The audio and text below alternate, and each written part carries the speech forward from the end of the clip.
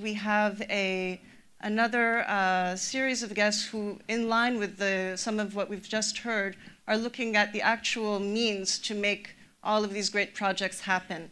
When it comes to financing, that's always the big question mark in everything related to development and United Nations goals. And we're blessed to have with us some individuals who are really looking at the future of finance and investment flows, especially as relates to women, as relates to the environment. And with that, I'd like to invite Amber Nystrom, Paula di Perna, and also Vinicius Pinheiro. Amber, could you share very briefly what you're seeing as a trend right now in terms of the interest in finance in what is ethically responsible, the trends that we're seeing, because we tend to look at the world of finance as being somehow opposed to the world of development, and it seems like the work that you're doing is showcasing a different level of interest coming out of people in finance. Hello, everyone.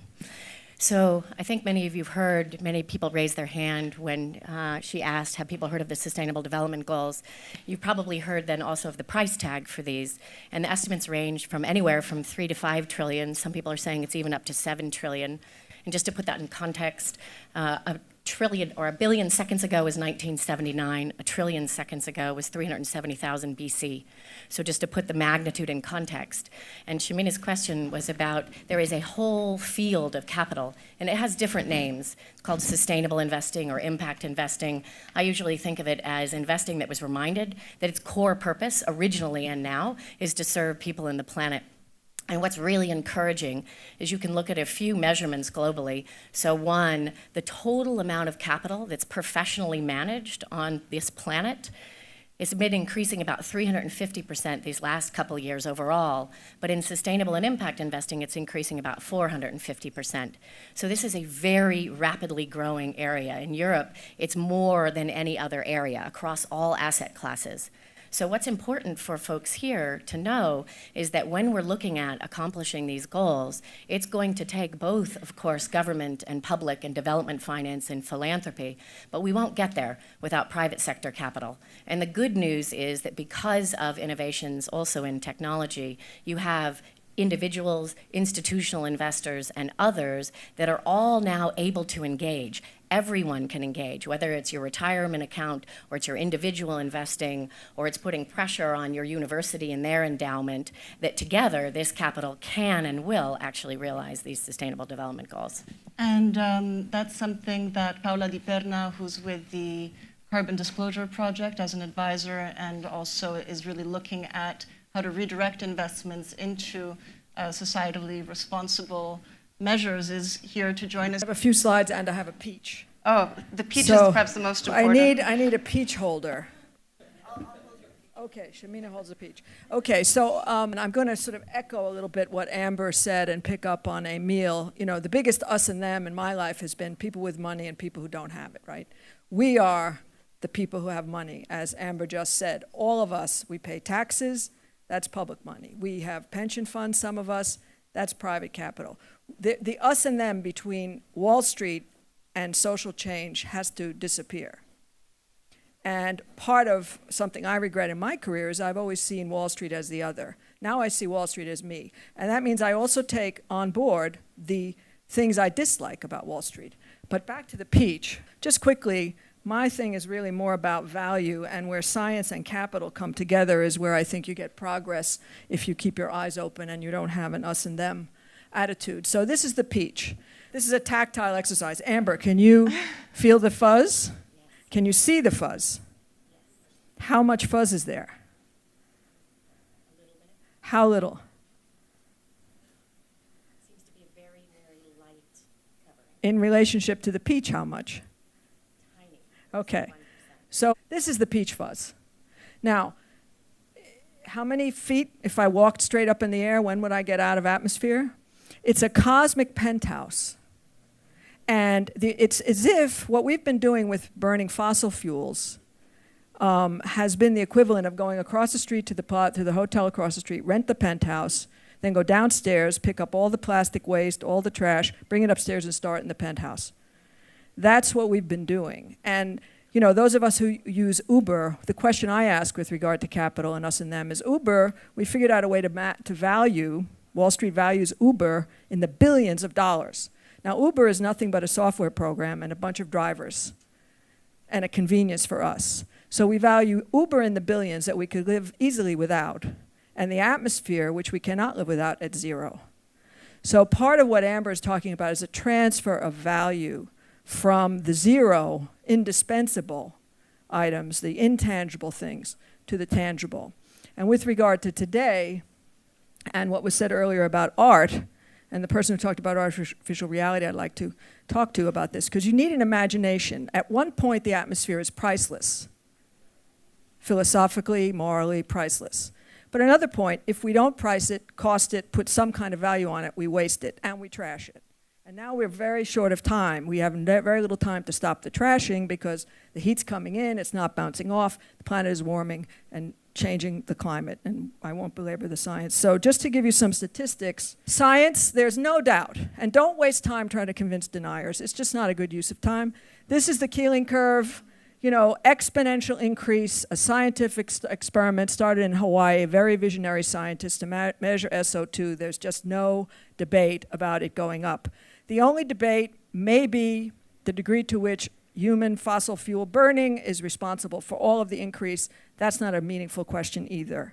So don't waste time on that. This is a more interesting upward curve, and this sort of backs up what Amber just says. This is the degree to which environmental investing has been increasing. And in the United States, what is environmental investing? It is a fork in the road. You can put your money into X or you can put it into Y. And with regard to the program we just heard, the impact on the planet, people, and politics, these are some of the criteria that investors use to screen in good things, screen out bad things, and try to redirect capital. At the moment, $1 in $5 in the United States is screened in this way, which is a significant increase over just 2 years ago. $1 in $12 was screened. So we're up to like $8-something trillion in the United States being screened for environmental and social value, which is, as Amber said, a significant increase. So we have to embrace success at some point. We have to say that at some point money has heard us. Money has heard the science, and money has heard the people. It's not enough, but we have achieved some success through imagination and science and truth. We have the pleasure to have with us Vinicius Pinheiro, who's the representative of the International Labour Organization to the United Nations. And you've talked about the power of people. And this gentleman has worked on social protection platforms.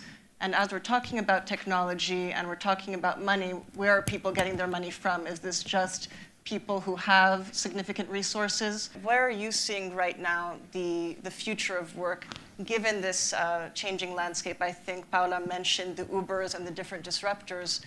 From a policy perspective, where are we headed? Of course, there is a lot of talk about the future of work. And yeah, I just need to remind everyone that in 2015, we said there is a goal that is to promote full employment, decent work for all. And many are now questioning whether full employment is an attainable objective because technology is evolving so fast in a very disruptive way. And there are kind of different views. Some say there will be a massive destruction of jobs. And there's this forecast about a jobless future.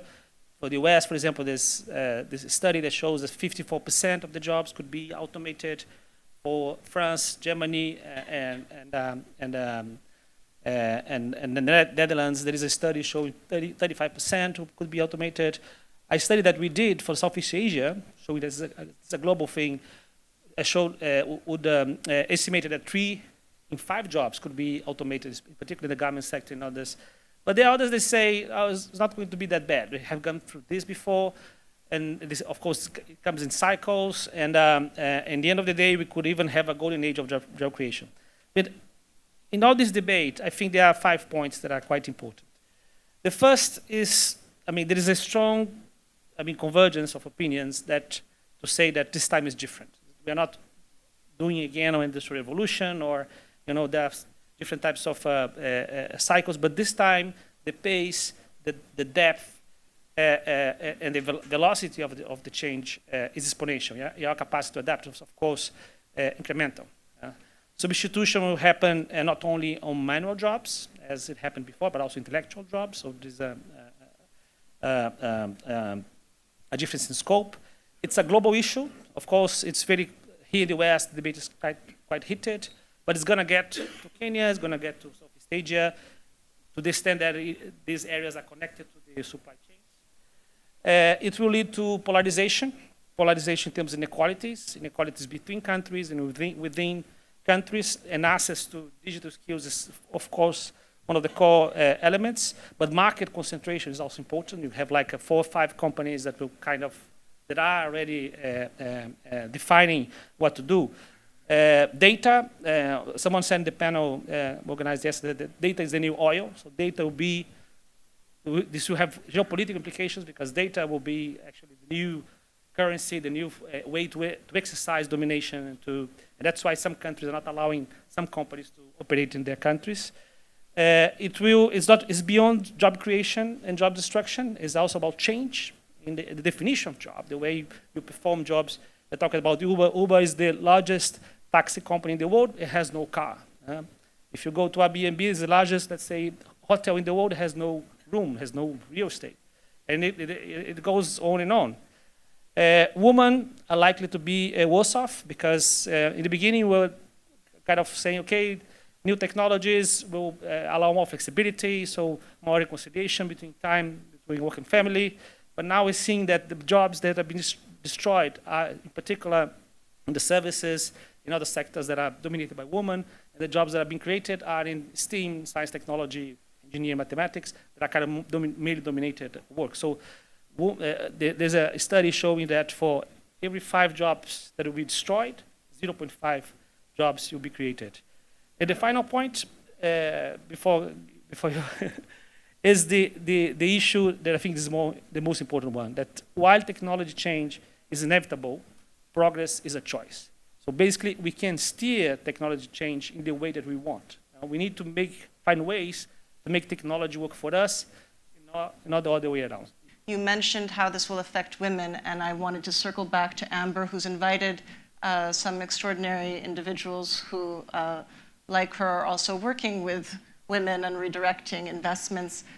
Could you just comment, Amber, some of the points that were raised, and perhaps Mackenzie and Torian and Holly might also share their views. Shamina was mentioning also about women. What's really important is we had titled this, A View from the Future of Finance. And if we look forward in finance, there are a few emergent trends that are happening at an overwhelming pace now, finally.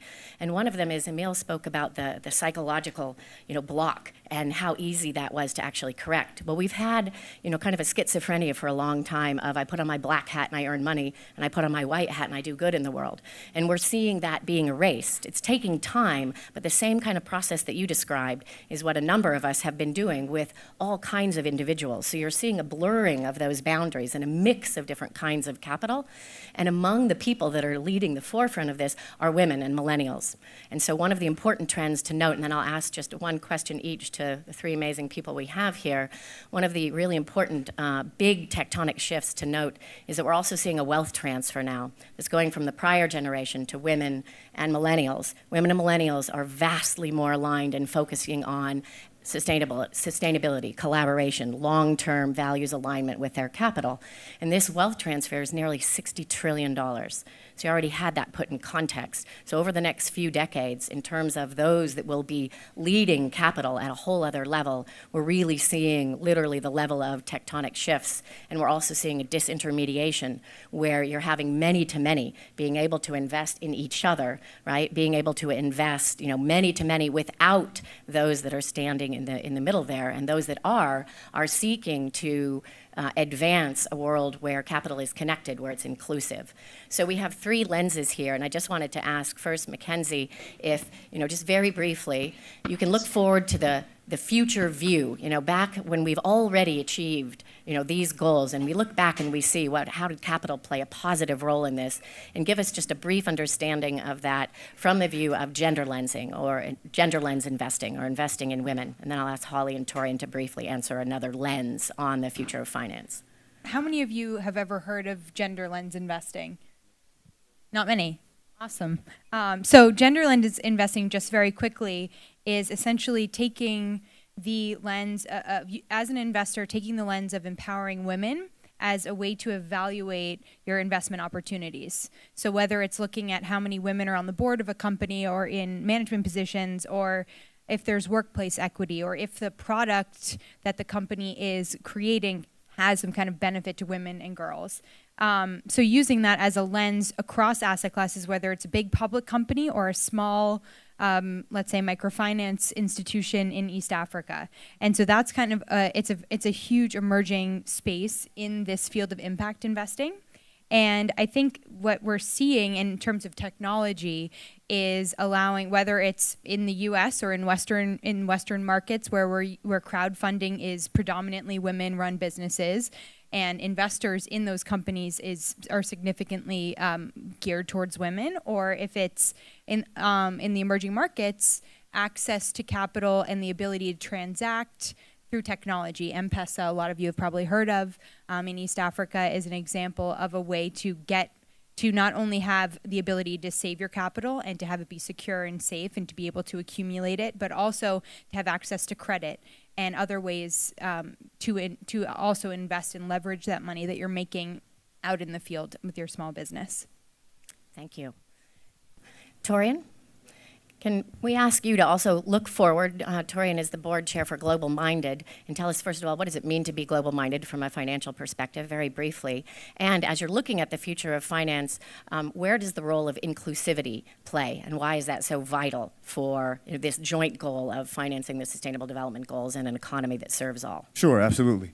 We actually kind of peel that back as a nonprofit organization and look at education as a baseline for that, and really being able to bring together all of the stakeholders in the educational process, whether it be students, administrators, venture capitalists, policymakers, to bring everyone to the table to really start to talk about, well, how do we holistically look at some of the problems that we're trying to address from a financing standpoint? And I think that going forward, as we've been talking about, we're going to see a lot more of that happening, particularly as we're starting to find a balance between what it means for interaction between Wall Street and sustainable development, also with women and millennials, and then also an integration of cultures as well, because that's also something that we have to look at. How we define success maybe in the United States may be a bit different than how it's defined in East Africa. So the comprehensive view of that is how we look at it and how we define what it means to be global minded, setting that bar and then moving forward from a financing standpoint. Thank you.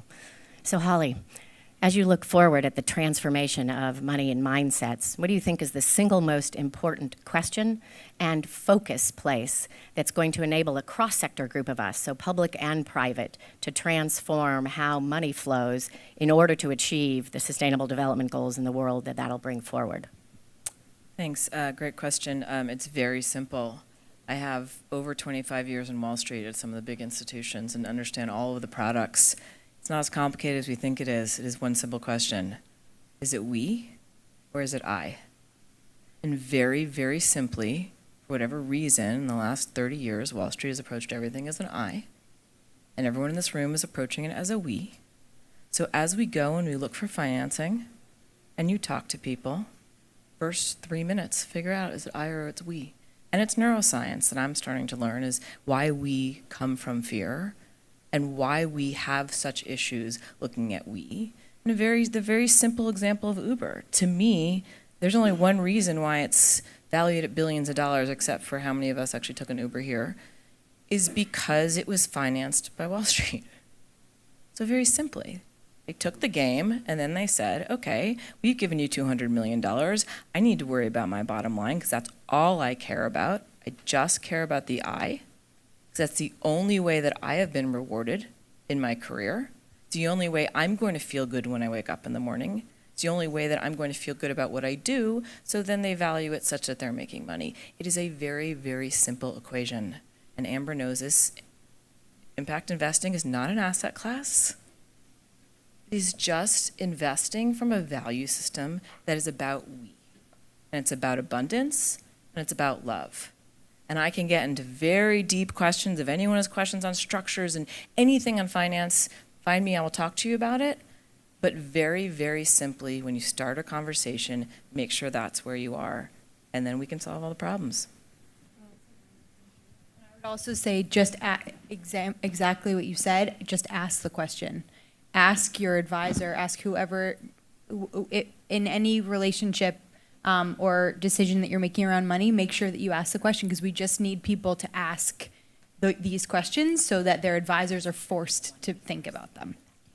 Sure. Amber, you were going to offer people one resource for further So information. for anyone that does want to know more about this, you can talk to any one of us, and we also did a very brief white paper that's about resources that you, as whoever you are, whether you're public, private, individual, institutional, there is a lot of information now online that's available and a lot of places that you can go, because it's relevant to absolutely everyone, and it's growing at now an enormous pace. What we need to do, though, is bring together these worlds. So please speak to us. We'll share it with Shamina. Well, I wanted to ask Paula and Vinicius, based on what you've just heard, though, this idea of ask your advisor only applies to people who have financial advisors. And for a lot of people in this room, the issues that we're working on, I think some of the hackathon winners are describing places where we have development needs that are in a different world from Wall Street. So where is the connection? It's great to say we when we're sitting in New York City with all of these screens and fancy equipment.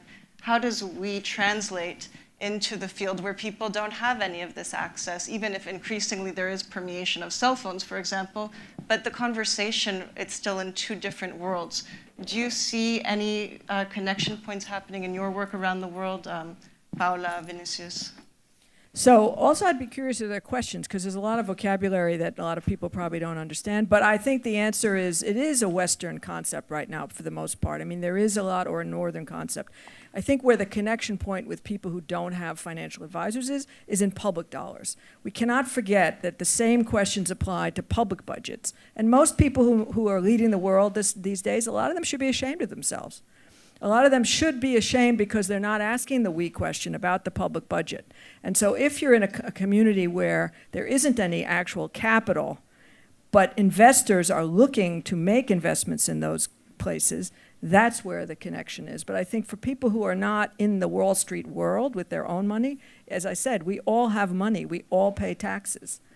And that tax dollar I pay, I should scrutinize with the same intensity as a private investment. And certainly the person to whom I convey the authority to use my tax dollars should be treated as if they were my financial advisor. And I should be asking them those same questions. You just have to look at the subway system in New York and you have an answer on that. I love this shift from who can be considered a financial advisor. And is that something you're working with governments all the time? Do they understand the sense of accountability, or are we so far removed once you're sitting in those rooms with those resolutions and different mandates? Is that connection forgotten?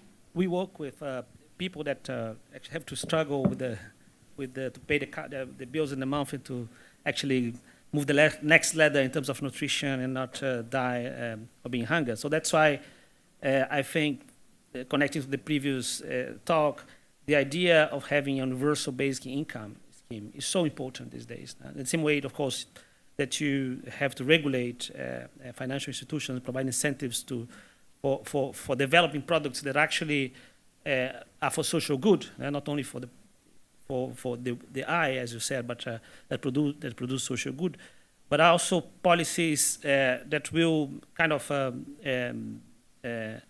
relieve the impact and empower people actually to benefit from what's happening in terms of technological change.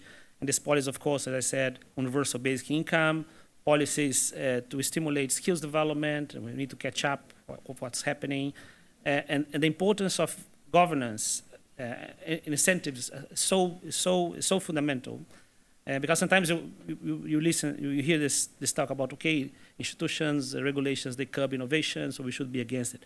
It's totally wrong. I think this is the moment that we need to reinvent our structural incentives of a governance structure.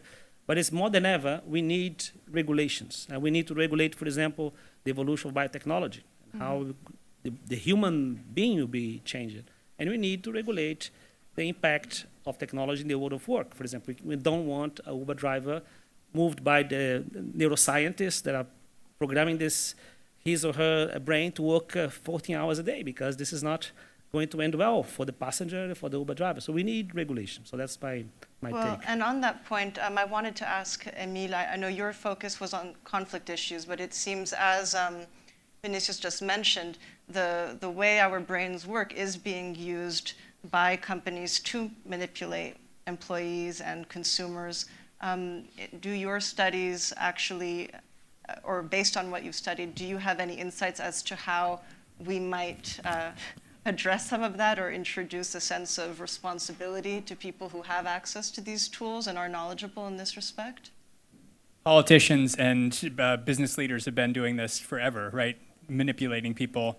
I think the only safeguard against it is to understand how you're being manipulated. If you're being manipulated in a way that you're not consciously aware of, it's very hard to safeguard against that. That's why I feel like education is the best process to kind of escaping this loop. Well, and you're at an institution like the University of Pennsylvania, which is, a school, again, that, of course, might have many scholarships, but it's dealing with a certain elite. How does this information actually get into the hands of, again, people who might not have the access or the luxury to do this kind of research? It's a good question. I think that it's important to get it into the hands of the elite. I think a lot of the elite are the people who are marginalizing other groups and maybe not even aware of how they're doing it. And so giving them the information, especially the ones who are motivated to not be prejudiced and discriminatory. So if they can become aware of their own prejudices, then they can address them.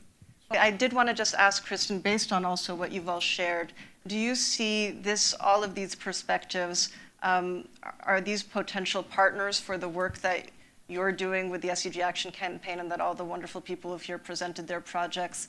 Do you see points of meeting where some of these different opportunities could actually feed directly into these projects, or is that still too far away, pie in the sky? Well, behavior change is something that the UN is looking at in its innovation a lot, and I think it should. You have to, if you want to do effective messaging, effective campaigning, you do have to test it. You have to see where it's effective. You have to work with the people who are affected first, make sure that they actually are looking for the innovation you want, and what we try to do is a little bit of manipulation, but for good, trying to get people to not otherize, different populations and try to see it in themselves. And then looking at the private sector, we need to learn a lot about how to work together. The UN has been a really closed place for a very long time and is just now starting to open the door, and it's fumbling a little bit in that process, not knowing the proper way to do it. Is it an extractive exercise working with the private sector, or do we leverage each other's benefits in a way to make something that's good? And so it's going to be a process over time until it's figured out how to do, but that's a lot of what we do. We like to kind of test those things, throw whatever sticks on the wall and take it. We'll see how it goes. Amber, you wanted to add something? So I just wanted to give one other example. I mean, we could go through a whole set. I wish we had more time to do it. But as one example, one of the groups that we're working with are called Varione. And they decided to solve the energy poverty issue for the 7th billionth woman, because it's a woman that's at that very bottom place. And they've done it. And it's actually through a profitable business. The why behind it is transforming who's innovating and how they're innovating. So now they have solar panels that are working in the poorest of the poor village across India. They're also then integrating technology, connectivity, health, and other educational and other services. So this is all then done also based on a cryptocurrency. So they're bringing in a cryptocurrency that's enabling them to use energy as a currency, so they're not going through the money lenders that are charging 30%. So that's one example among many, many, many that we could offer that are fundamentally changing how and who we are seeing as who's leading finance now. And that disintermediation allows then a whole other level of open crowd-based governance that transforms the capacity for people to rise themselves through micro innovations and micro velocity.